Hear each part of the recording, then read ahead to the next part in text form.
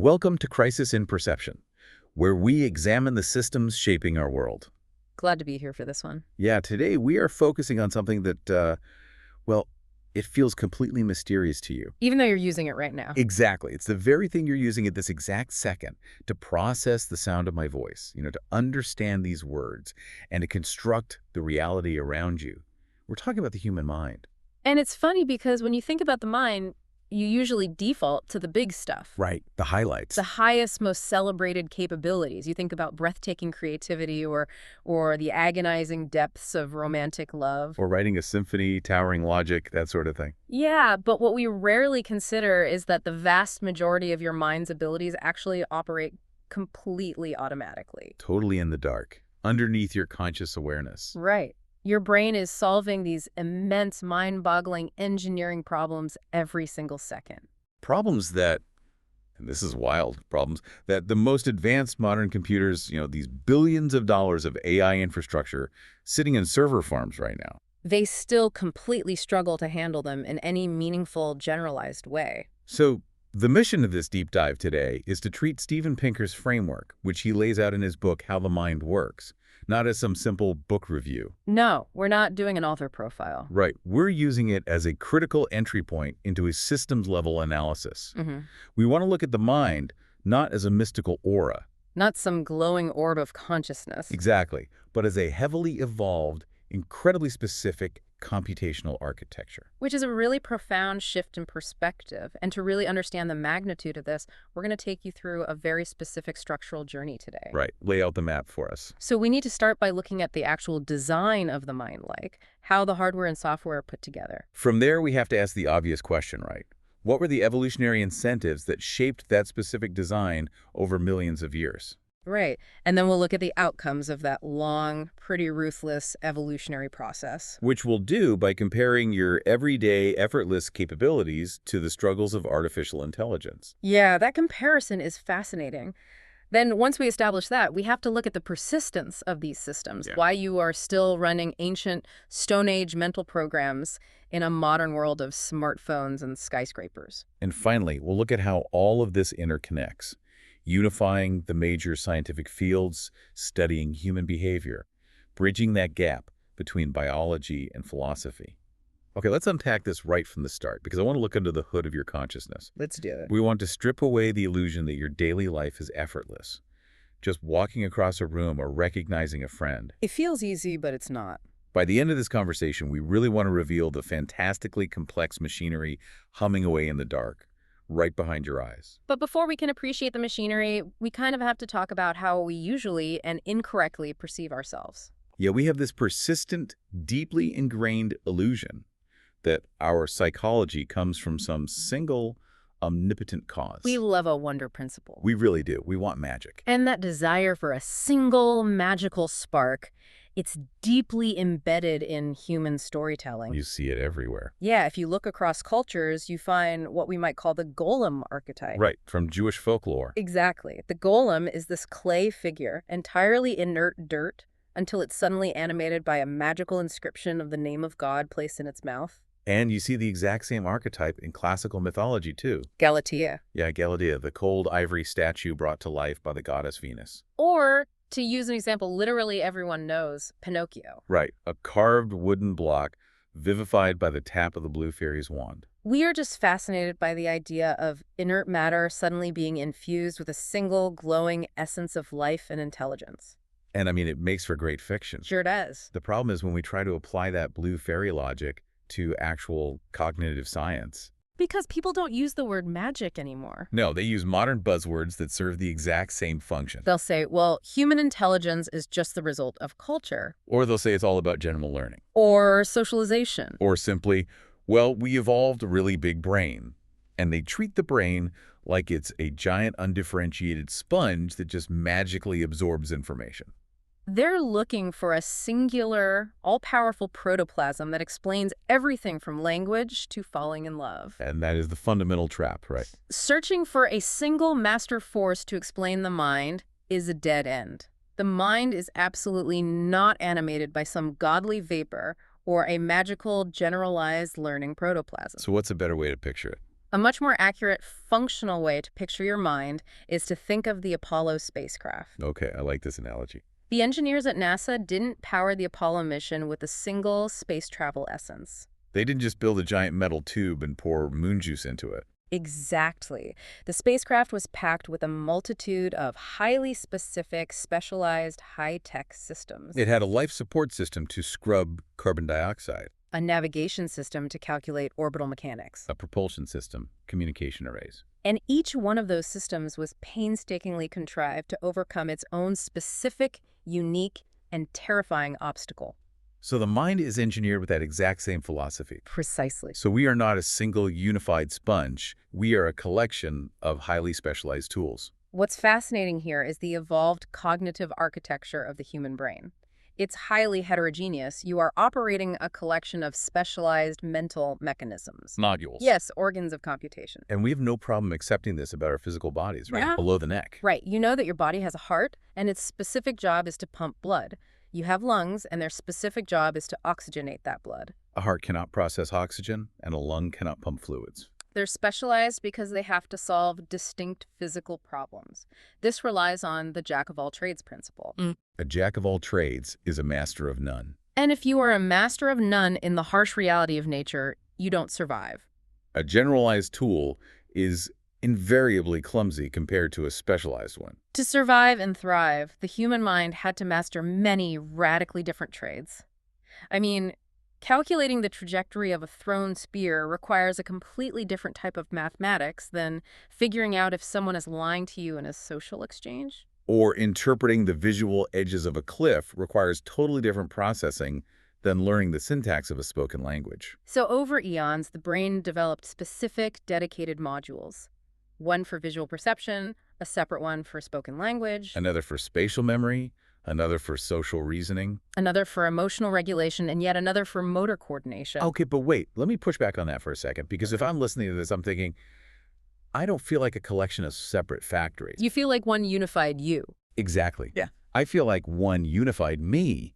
When I am sitting in a coffee shop talking to a friend, I'm looking at their face, I'm listening to their words, I'm feeling affection for them, and I'm drinking my coffee all at the exact same time. It feels entirely seamless. It really does.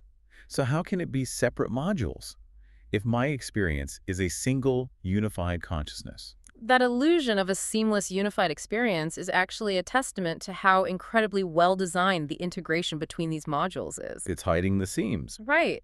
The brain has executive functions that synthesize the outputs of these various factories to present a coherent narrative to your conscious awareness. It's kind of like watching a movie. That's a great way to put it.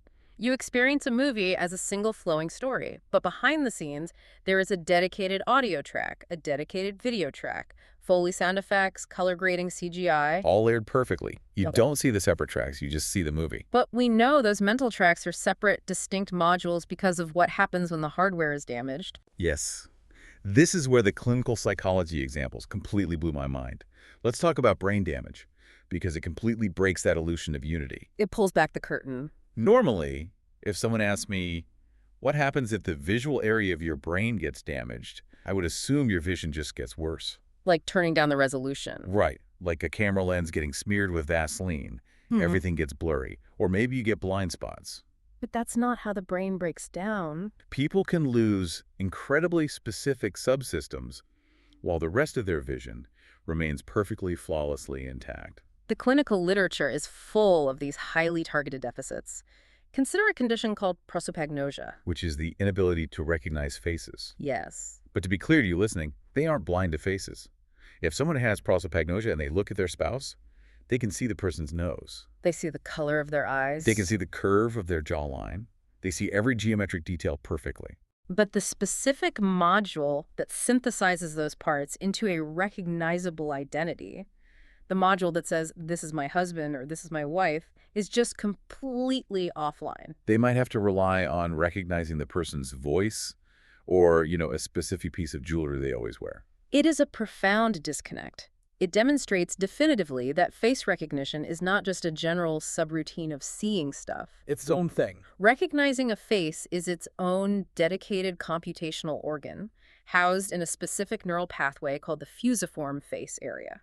When that specific cluster of neurons is damaged by a stroke or trauma, only that specific software program crashes. The rest of the visual operating system runs fine. And it gets even stranger. Oh, cortical color blindness. And chromatopsia. Right. The person's physical eyes are working perfectly. The cone cells in their retina that detect colored light are perfectly healthy. But the module deep in the brain that computes the concept of color is damaged. So they see the world in sharp, high-definition shades of gray. The camera is recording in color, but the brain's color processor is broken. And maybe the most jarring example is akinetopsia. Motion blindness. Yes. Imagine losing the ability to perceive continuous movement. Patients with this specific module damage see the world as a series of static, disjointed snapshots. Like a strobe light is constantly flashing. If they try to pour a cup of coffee, they see a frozen, static icicle of brown liquid hanging in the air. A few seconds later, their brain updates with a new snapshot, and suddenly the cup is overflowing onto the counter. They cannot calculate trajectory or continuous motion. The module for computing speed and direction is just gone. And the fact that you can lose motion while retaining color, or lose faces while retaining objects, it proves that your everyday vision is actually a composite of multiple specialized software programs running in parallel. Which is an engineering marvel. It really is. Now, if brain damage shows us how these modules can be individually dismantled, twin studies show us how meticulously they are pre-installed by our genetics before we even interact with the world. Yeah, the twin studies are wild. I want to talk about these because they completely shatter the idea that we are just blank slates shaped by our parents and our society. The standard social science model. Right.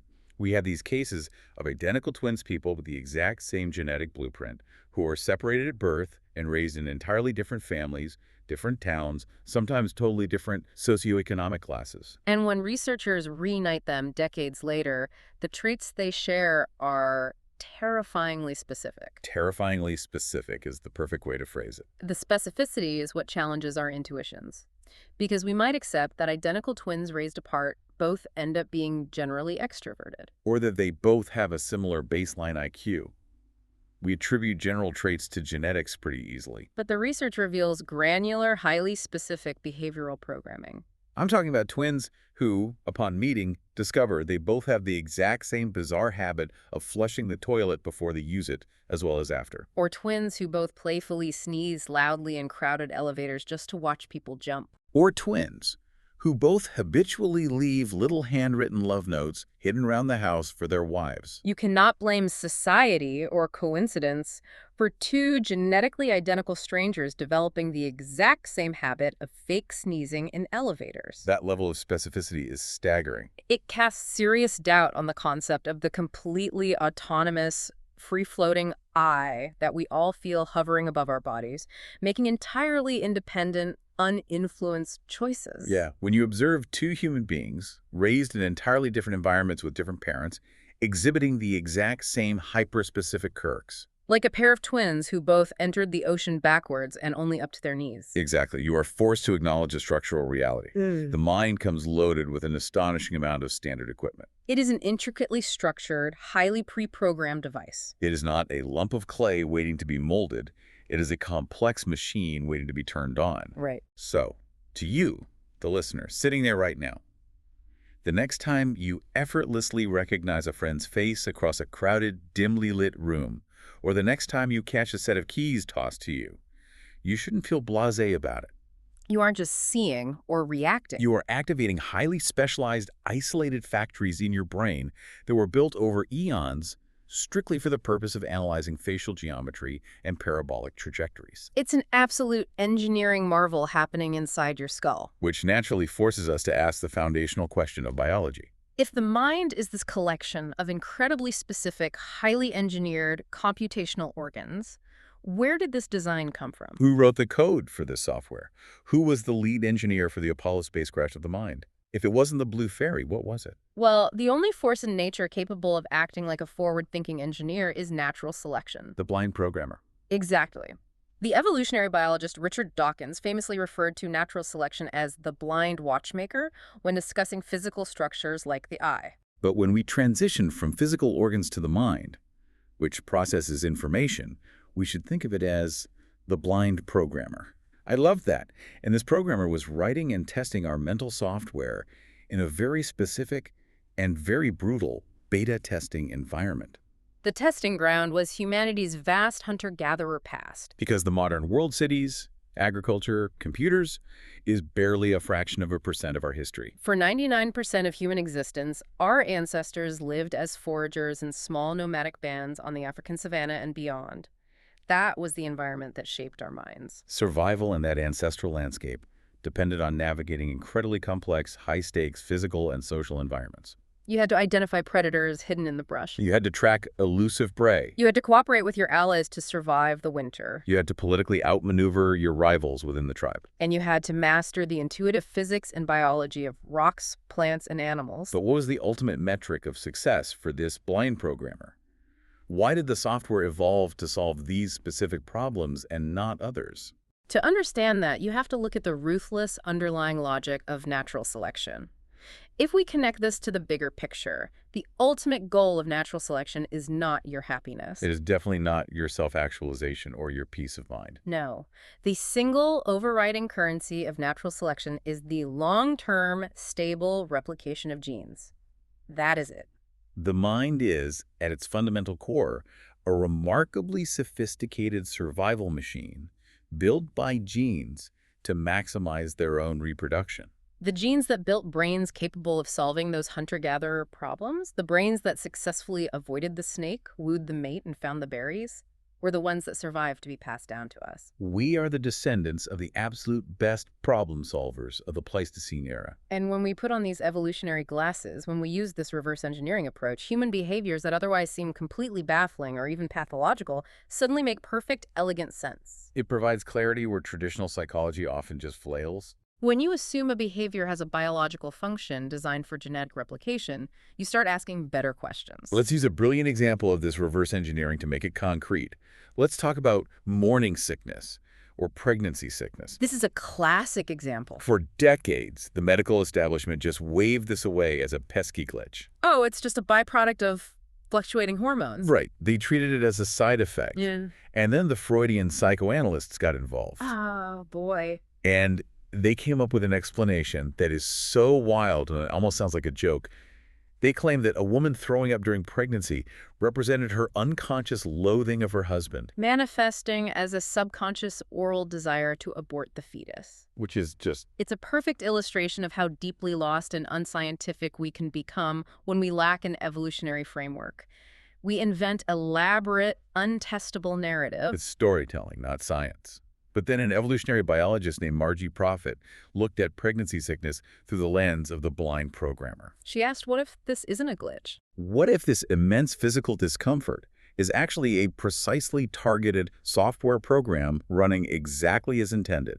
Think about the ancestral environment. Foragers eat a lot of wild plants. And plants do not want to be eaten. Right, so they defend themselves by evolving botanical toxins, mild poisons. As an adult, your liver and kidneys can process a small amount of mild plant toxins without much issue. You might get a slight stomachache, but you'll live. But what about a developing fetus? That's the key. During the first trimester of pregnancy, the fetus is undergoing rapid, massive cellular differentiation.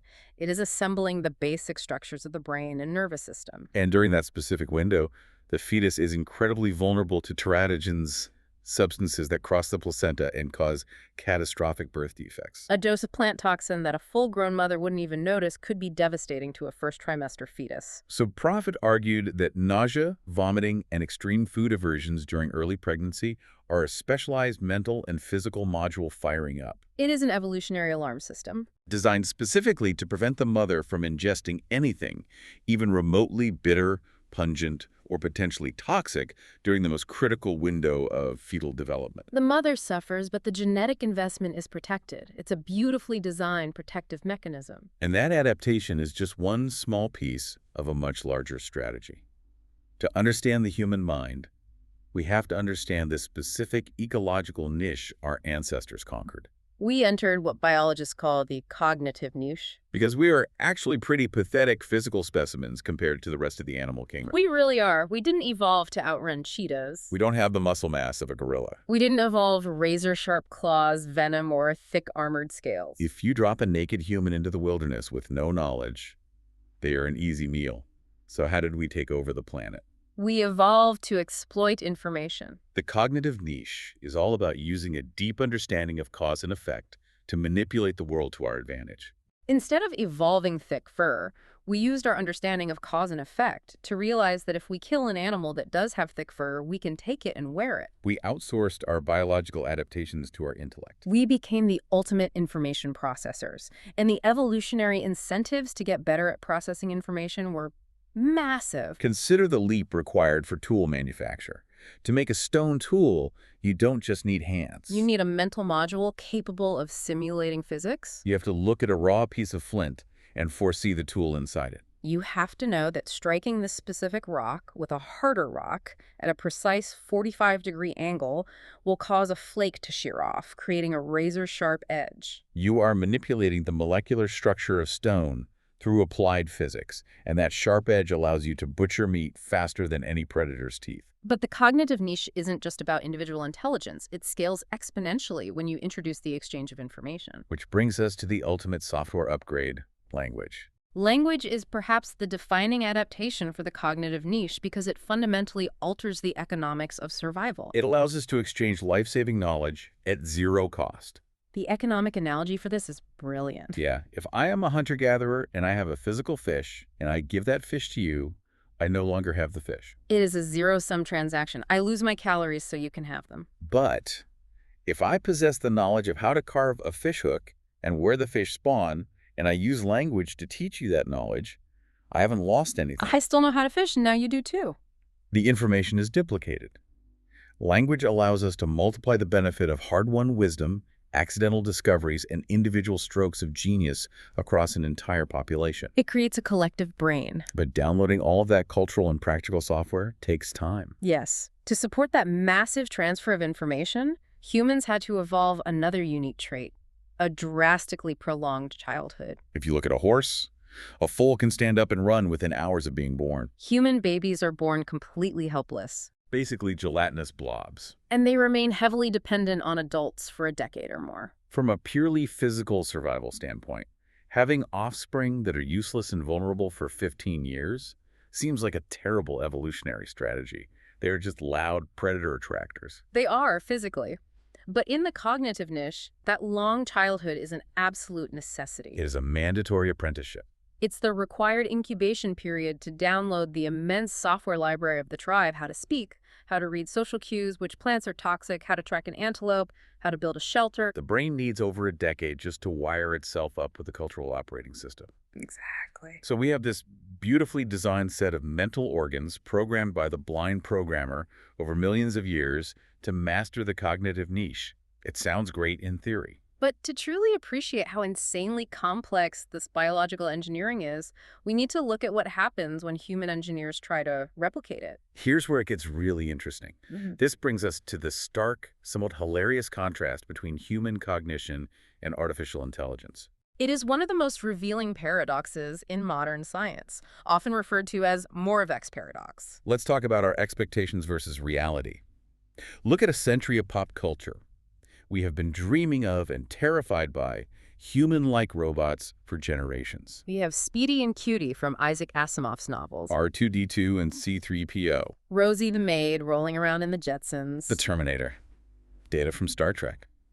Our fiction assumes that building a machine that walks, talks, and navigates a messy room is just a matter of time and processing power. But look at where we actually are. We have massive supercomputers, but I still cannot buy a consumer robot that can reliably empty my dishwasher, fold a pile of mixed laundry, or walk up a cluttered flight of stairs without falling over. Why? Because our intuition about what is hard and what is easy is completely backwards. Moravec's paradox. Right. It states that the things that feel intellectually rigorous and difficult to you are actually trivial for a computer, but the things that feel completely effortless to you are staggeringly difficult engineering nightmares. Doing multivariable calculus, predicting the stock market, playing grandmaster-level chess, or calculating orbital mechanics, those feel hard to us. We have to go to school for years to do them. But we've had computers that can do that math in milliseconds for decades. A pocket calculator from the 1980s can beat a human at arithmetic. Yet, ask an AI-driven robot to perform the tasks of a human toddler. Ask it to walk across a living room floor covered in stray Lego bricks and slippery magazines, identify its mother's face in a room of strangers, reach out, grasp a soft, plush toy without crushing it, and hand it over. Modern robotics and AI, despite all the recent advances, still struggle immensely to replicate those basic, fluid physical interactions with a chaotic environment. And the reason we are so blind to this paradox is that we are victims of our own fantastic design. The modules in our brain that handle walking and seeing work so flawlessly, so automatically, that they act like black boxes. We don't feel the math happening. We don't see the gears turning. You just open your eyes and you see the room. Because it feels effortless, we assume the task itself is simple. But let's rip the lid off the black box. Let's take the miracle of human vision as an example and contrast it with how a camera works. People constantly use the metaphor that the human eye is like a camera. It is a terrible metaphor. A camera is a dumb device. It just passively records pixels. It measures the raw amount of light photons hitting a sensor. That's it. And if you leave a camera on completely manual settings without any auto adjustments, it is useless in the real world. If you point it outdoors on a sunny day, the image is blown out, just a sea of white milk. If you point it indoors, it renders everything as dark, underexposed mud. A camera doesn't know what it's looking at. It only knows light intensity. Consider this scenario from the text. You have a lump of black coal sitting outdoors on a bright, sunny snowbank. And you have a white snowball sitting indoors in a dimly lit basement. Because the sun is so incredibly bright, the black coal outdoors might actually be reflecting more raw photons of light into your eye than the white snowball in the dark basement. If your brain operated like a dumb camera, just recording raw light levels, you would look at those two objects and confidently declare that the coal is white and the snowball is black. But you don't do that. You instantly know the coal is black and the snowball is white, regardless of the lighting. How? Because your visual system is performing an immense computational feat to reconstruct the reality of the scene. It is solving what physicists and mathematicians call an ill-posed problem. Specifically, the brain is solving inverse optics. This concept of inverse optics completely broke my brain when I first understood it. Let's break it down. Ordinary optics, the kind of physics you learn in high school, is easy. It's forward math. If I know the exact 3D shape of an object, and I know exactly where the light source is, and I know the material of the object, I can calculate exactly what kind of 2D shadow or image it will cast on a flat surface. It's a solvable equation. Computer graphics engines do this all the time to render video games. But your brain has to run that process in reverse. That is inverse optics. Your brain is trapped in the dark of your skull. All it receives is a flat 2D image projected onto your retina. And as we established, that image is just a giant spreadsheet of raw numbers representing light intensity. From that flat, ambiguous array of numbers, your brain has to guess the three-dimensional physical world that created it. And mathematically speaking, going backwards like that is impossible. It is an unsolvable problem. Let me give you a mathematical analogy to show why. Imagine I come up to you and say, I'm thinking of two numbers. When I multiply them together, the product is 24. What are the two numbers? You can't give me a definitive answer. It could be 4 times 6. It could be 8 times 3. It could be 12 times 2. It could be 48 times 0.5. There are an infinite number of possible combinations that equal 24. The visual parallel is exactly the same. Any flat 2D shape projected on your retina could theoretically have been produced by an infinite number of 3D shapes and lighting combinations out in the real world. A perfect square on your retina could be a square piece of paper viewed straight on. Or it could be a long rectangular trapezoid viewed from an extreme angle. It could be a giant object far away or a tiny object right in front of your eye. The retinal image is profoundly ambiguous. Yet every single time you open the refrigerator, your brain instantaneously and correctly identifies a jar of pickles. It doesn't get confused and think the jar is a flat cardboard cutout. So how does the brain solve an unsolvable math problem millions of times a day? By cheating. Exactly. The brain brings a massive set of built-in evolutionary assumptions to the table. It doesn't just passively record, it actively reconstructs the world based on rules it assumes to be true about the physics of Earth. It assumes that light generally comes from above because we evolved under a sun. It assumes that objects are generally solid and cohesive. It assumes that if object A covers object B, object A is closer. To make this tangible for you listening, think back to the 1990s. Think about auto-stereograms, those magic eye posters you'd see at the mall. Those are the perfect demonstration of active visual construction. When you first look at a magic eye picture, what do you see? It just looks like chaotic, repeating static of colored dots. It looks like a mistake. But then you are told to unfocus your eyes, to look through the image. And suddenly your brain shifts gears, and a crisp, three-dimensional shape, a dolphin, a spaceship, a rose pops out of the static and hovers in space. Where did that 3D shape come from? It wasn't actually there on the flat paper. What you are experiencing in that moment is a computational process called constraint satisfaction. When you unfocus your eyes, you are forcing the millions of parallel processors in your visual cortex to start searching for patterns. You have edge detectors, depth calculators, contour analyzers, and motion sensors all analyzing the static. They are all making tentative, rapid-fire guesses about what they are looking at, and they are cross-referencing those guesses with each other. Hey, I think this cluster of pixels is a shadow. No, I think it's a receding edge. They are hashing it out in milliseconds. And when enough of the visual data aligns with the brain's built-in evolutionary assumptions about how solid objects ought to exist in 3D space, the global solution emerges. The system satisfies the constraints, and boom, you consciously see the hidden 3D figure. Vision is an incredibly aggressive, active hallucination constrained by sensory input. And here is the kicker. Even when you reconstruct the room you are sitting in, you aren't rendering a full 3D model. The brain takes shortcuts. It gives you what researchers call a 2.5-dimensional sketch. You only actually see the surfaces facing you. Your brain just logically infers that the back of your coffee mug exists. Your reality is a highly curated, best-guess rendering designed strictly to keep you from walking into walls and to help you find food. That is vision. Now, if vision requires that much supercomputing power, let's look at the physical engineering of movement, because we also take our bodies for granted. We look at human technology like a wheel, and we think it's the absolute pinnacle of invention. We wonder, why didn't nature ever evolve animals with wheels? Wheels are so fast and efficient. Wheels are incredibly efficient, but only under one highly specific, artificially constructed condition. You must have an unbroken, perfectly flat supporting ridge, like a paved road or a steel rail. Take a wheel off the road and put it in the natural world, and it becomes completely useless. A wheeled cart bogs down instantly in soft mud. It cannot climb over a steep boulder. It cannot step over a fallen tree trunk. If you want to navigate the rough, unpredictable, chaotic terrain of the natural world, you absolutely need legs. But legs come with a devastatingly high software price tag. Think about the physics. A wheel is great because its center of gravity stays constant. It bears weight continuously as it turns. A leg is a completely different mechanism. To move a leg, you have to unload the weight from it. You have to change your point of support all at once. Which makes bipedal walking on two legs, like humans do, an astonishing feat of physics. Walking is essentially a recipe for disaster. It is a controlled, continuous fall. Let's visualize a single footstep. Every time you take a step, you are purposely throwing your body off balance. You are tipping your heavy torso forward into thin air. Gravity takes over, and you begin to fall toward the ground. In that split second, your brain has to calculate exactly when, where, and with how much force to swing your other leg forward and plant your foot to break your fall in the exact nick of time. You are doing this while trying to keep your center of gravity hovering over a constantly shifting microscopic polygon of support. The robotics math required to mimic that controlled fall is mind-bending. The brain has to solve real-time problems in inverse kinematics and dynamics. To translate that into a visual, imagine trying to operate a complex wooden marionette puppet.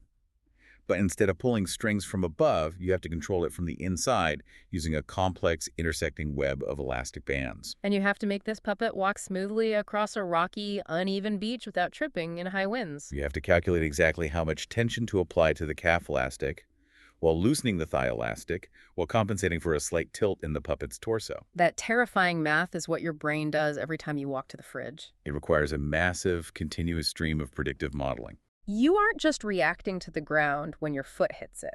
Your brain is running a physics simulation of your body milliseconds into the future to ensure you don't topple over. It is constantly integrating sensory feedback. The fluid in your inner ear telling you your angle of tilt, the pressure sensors in the soles of your feet telling you if the ground is soft or hard. And your visual system telling you about the obstacle 3 steps ahead?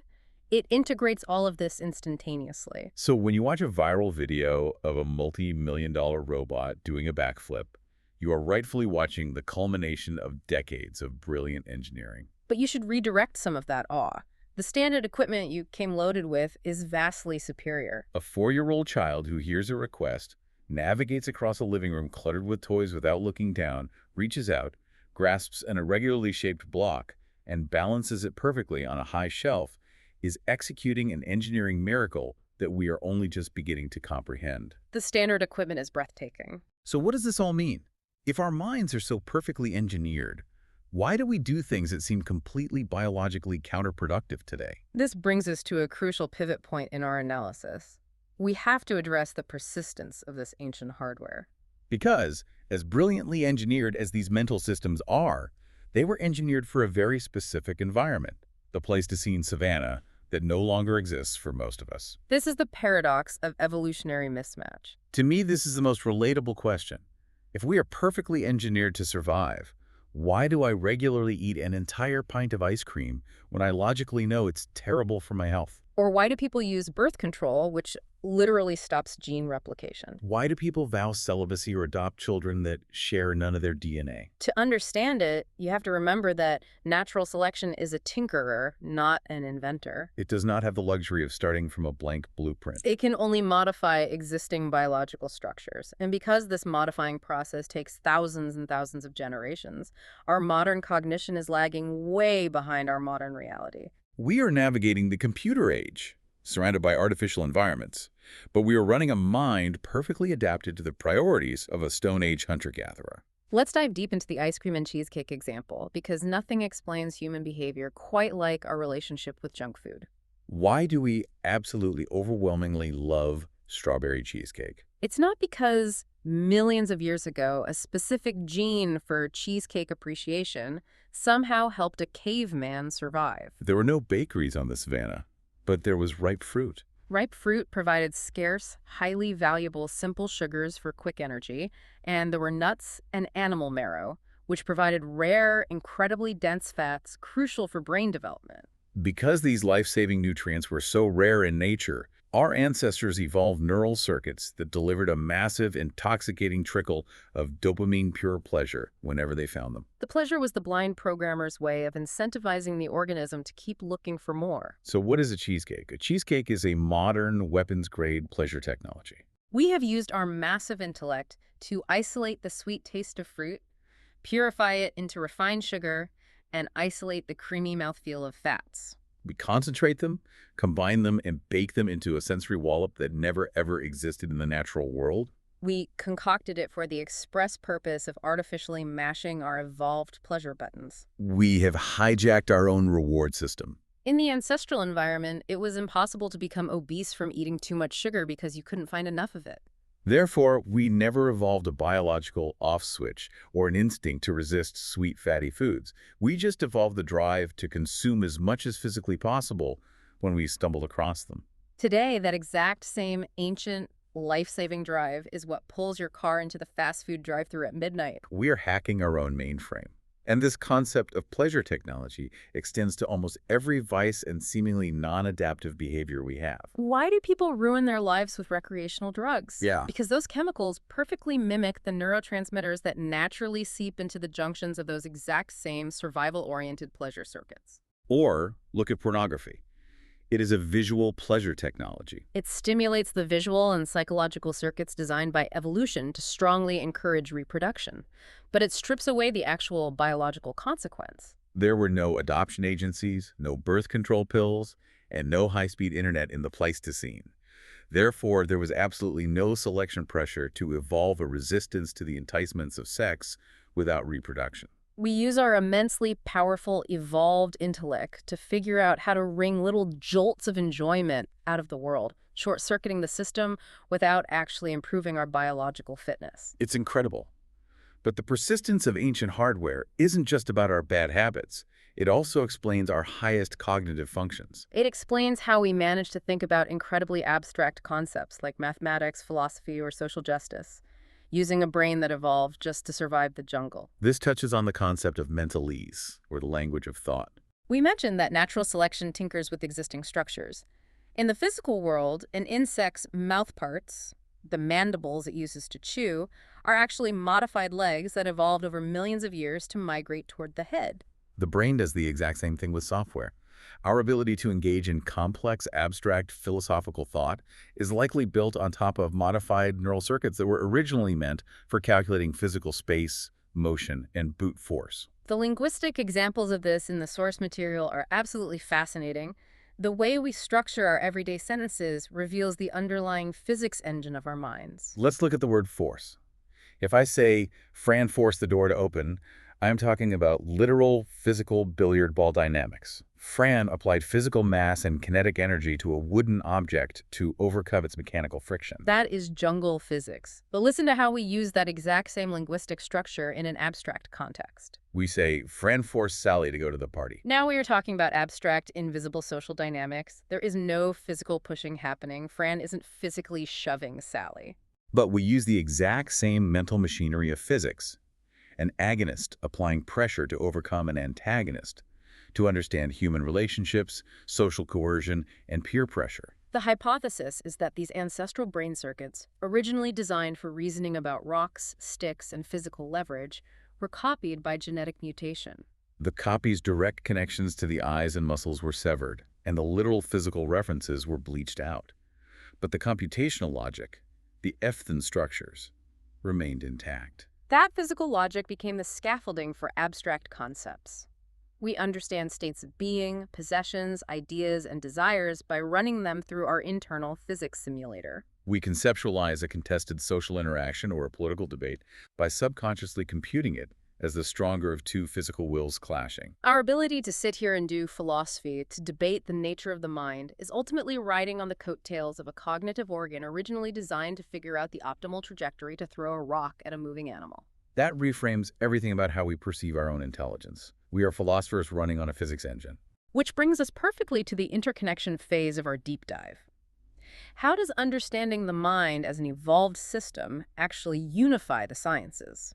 Because right now, if you go to a university, psychology, biology, sociology, and philosophy often seem to be speaking completely different languages or actively fighting each other. The fragmentation of the sciences stems from a dominant paradigm that researchers call the Standard Social Science Model, or the SSSM. For roughly a century, the SSSM has been the ruling orthodoxy in academia. It was born out of a well-intentioned desire to separate modern sociology from the horrific biological determinism and eugenics of the early 20th century.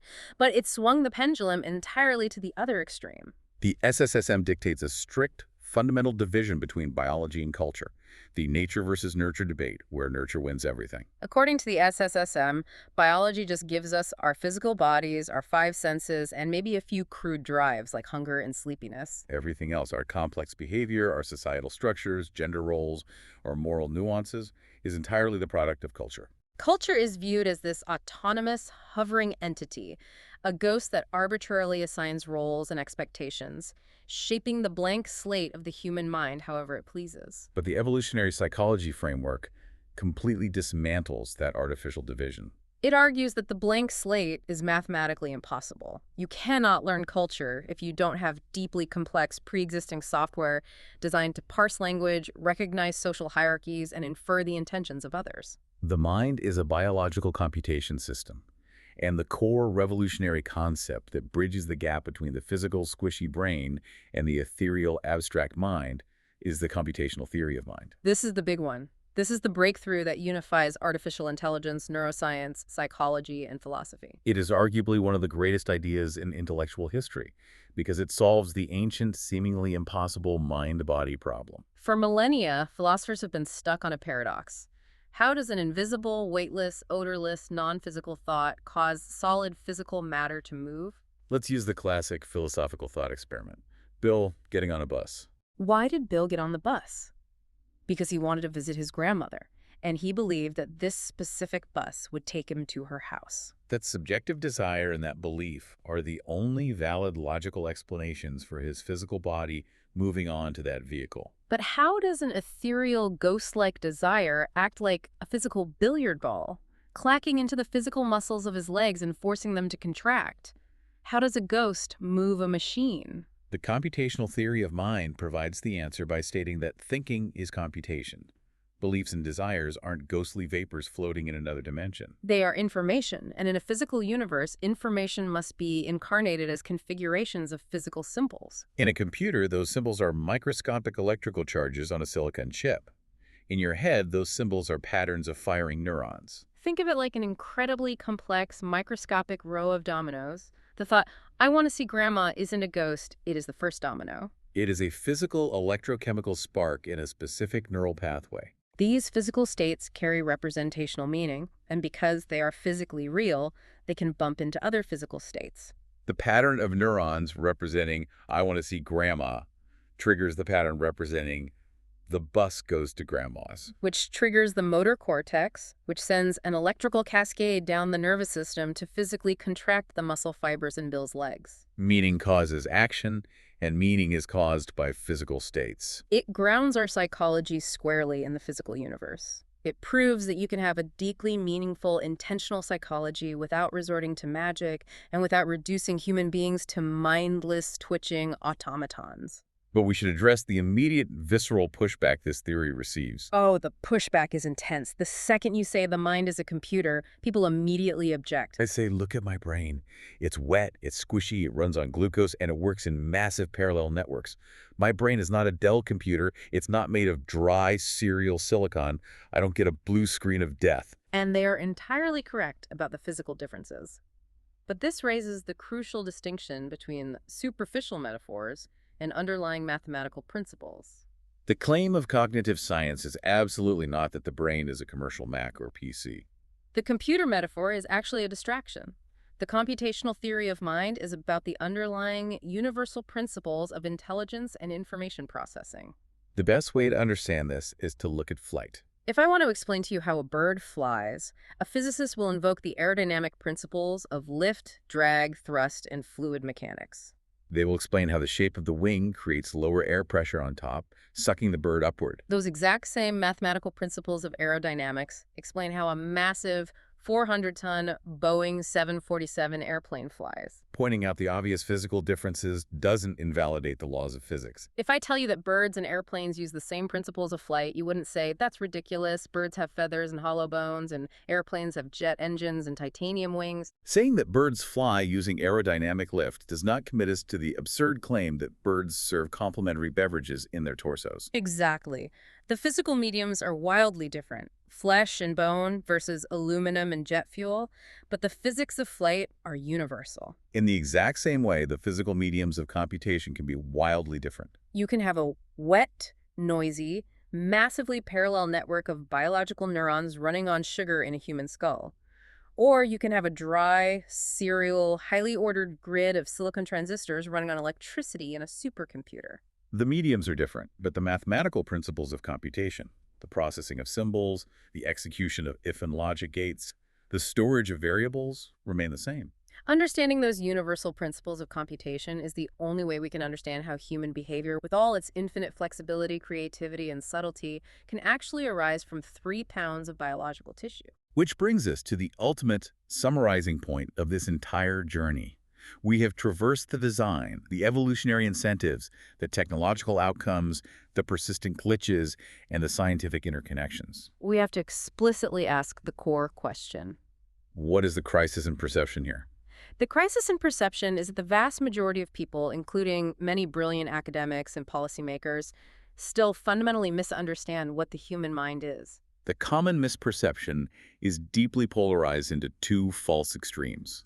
People either believe the mind is a mystical essence, a divine ghost in the machine that operates completely outside the laws of the natural world. Or they believe it is a completely blank slate, a formless, magical lump of clay shaped entirely and arbitrarily by whatever culture it happens to be born into. And what we've seen today is that both of those deeply comforting views are demonstrably wrong. The structural reality, the truth revealed by the convergence of cognitive science, evolutionary biology, and artificial intelligence research, is that human cognition is a product of evolutionary design.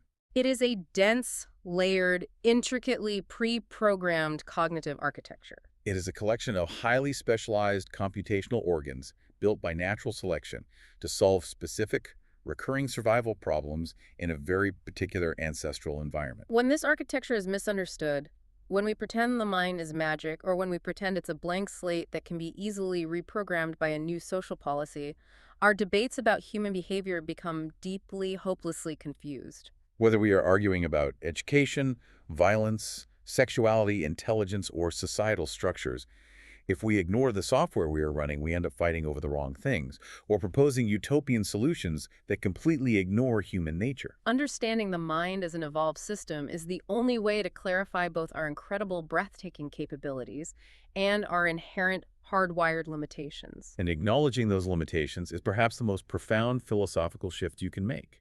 It fundamentally changes how you view your own existence and your place in the universe. Which leads to a really interesting final thought. Yeah, a final, truly provocative thought for you to mull over as we wrap up this deep dive.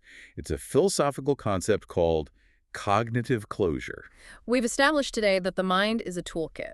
It was designed by a blind programmer specifically to crack the defenses of plants, to outsmart animals, and to politically navigate social rivals in a foraging environment on the African savanna. So why on earth should we arrogantly expect that specific savanna-optimized toolkit to be capable of understanding everything in the universe? It is a profoundly humbling proposition. Think about the deep, seemingly unsolvable philosophical mysteries that keep us up at night. How does physical matter actually give rise to the subjective first-person feeling of consciousness? Do we truly possess free will in a deterministic universe? How could the universe be created from absolutely nothing? When we struggle with these cosmic puzzles, we tend to view our inability to solve them as a failure of our intelligence, or a sign that we just haven't gathered enough data yet. But cognitive closure suggests a different reality. It suggests there might simply be a fundamental biological mismatch. Just as a dog is cognitively closed to the concept of calculus, you can't teach a dog calculus because it simply lacks the neural hardware to process it, we might be cognitively closed to certain truths of the universe. If you give a primate species an elementary grasp of intuitive physics, biology, and social psychology, just so they can survive the winter and reproduce, they will eventually look at the whole universe and try to understand it as either a machine, a jungle, or a society. We might literally lack the mental modules required to comprehend the true nature of quantum mechanics, or the origins of time, or the hard problem of consciousness. Our bafflement isn't a failure of effort. It's just the price we pay for operating a mind optimized for survival rather than omniscience. We're looking at the cosmos through a keyhole shaped by natural selection. And rather than finding that depressing or limiting, that should be an exhilarating realization. It firmly, physically places us within the natural world. We aren't fallen angels or detached observers. Our minds are magnificent, evolved contrivances of nature, with specific brilliant designs and specific structural boundaries, just like the wings of an eagle or the trunk of an elephant. Crisis in Perception examines how systems shape belief and how better tools help us see clearly. This project is free and publicly accessible. If you'd like to support the time, tools, and research behind Crisis in Perception, you can become a supporter on Patreon.